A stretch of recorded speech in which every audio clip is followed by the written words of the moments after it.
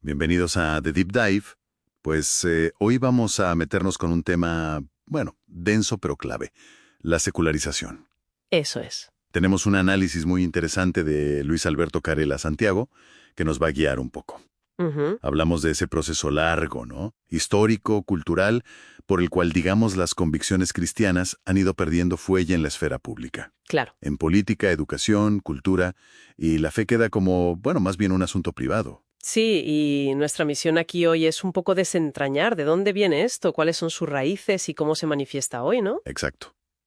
La fuente que manejamos sugiere un punto de partida. Curioso.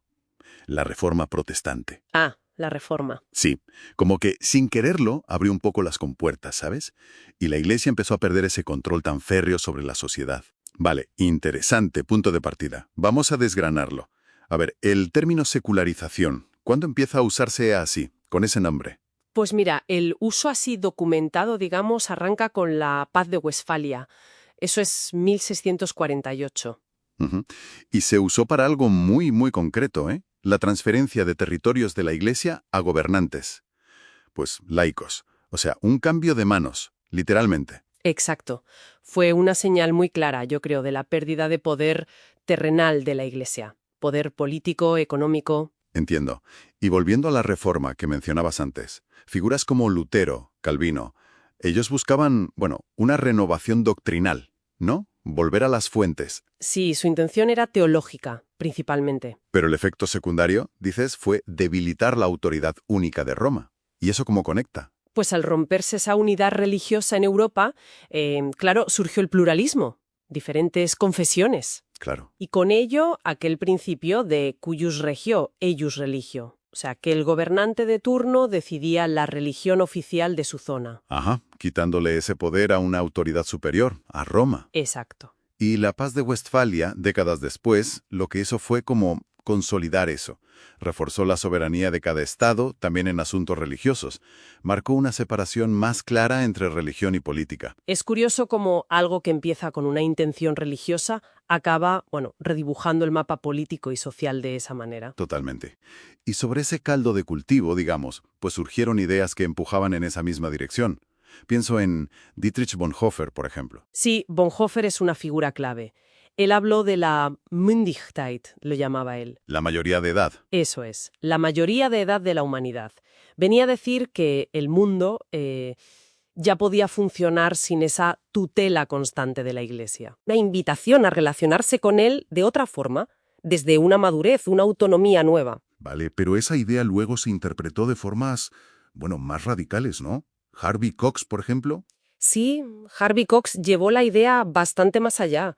Para él, la secularización era directamente la liberación del hombre de la tutela religiosa y metafísica. O sea, un enfoque total en este mundo. Exacto. En lo tangible, lo práctico, dejando un poco de lado lo trascendente. El análisis que seguimos sugiere que esta visión, llevada al extremo, puede dejar un cierto vacío, claro. Y mientras todas estas ideas circulaban, pues hubo choques, ¿no? Conflictos que dañaron la imagen pública de la Iglesia. El caso Galileo es el ejemplo clásico. El caso Galileo. Sí, es paradigmático. La condena por defender el heliocentrismo, el sol en el centro, frente al geocentrismo, la tierra en el centro. Que era la postura oficial, basada en interpretaciones literales de la Biblia, ¿no? Josué, los Salmos. Eso es. Y claro, esa condena fue un golpe muy duro para la credibilidad de la Iglesia en el ámbito científico. Aunque luego hubo rectificación, ¿no? Mucho después. Sí, pero el daño estaba hecho. La percepción de un conflicto inevitable entre fe y ciencia quedó muy arraigada. Sembró una desconfianza que, bueno, dura hasta hoy en muchos ámbitos. Y ahí conectamos con lo que decíamos al principio, la situación actual. Que parece que se tolera la fe, sí, pero... Pero confinada al ámbito privado. Eso, como dice la fuente, cree lo que quieras en tu casa, pero no lo traigas a la plaza pública. Sí. Se intenta excluir de debates sobre leyes, en la educación. Entender todo este recorrido, Westfalia, Galileo, las ideas filosóficas, ayuda a ver por qué estamos en este punto, ¿no? Con estas tensiones sobre el papel público de la fe. Claro. Además, es que esta privatización choca de frente con el propio mensaje cristiano, ¿no? Lo de ser luz delante de los hombres, Mateo 5:16. Eso implica una dimensión, pues, visible, social.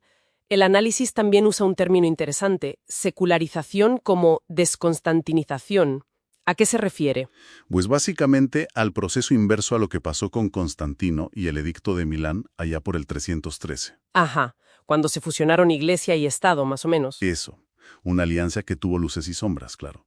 La desconstantinización sería esa tendencia actual a separar radicalmente las dos esferas, casi como expulsando lo religioso del espacio común. Y Leslie Newbigin, que citan en el texto, tiene un matiz importante sobre esto, ¿verdad? Sí.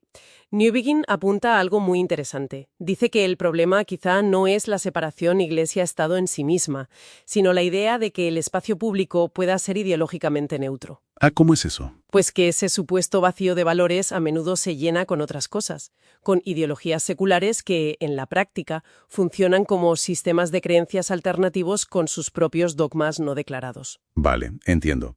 Entonces, resumiendo un poco todo este viaje, la secularización viene de lejos, Reforma o Westfalia, impulsada por pensadores como Bonhoeffer o Cox, marcada por episodios como el de Galileo. Exacto. Y nos lleva a esta tendencia actual de privatizar la fe y a esa desconstitucionalización. Eso es.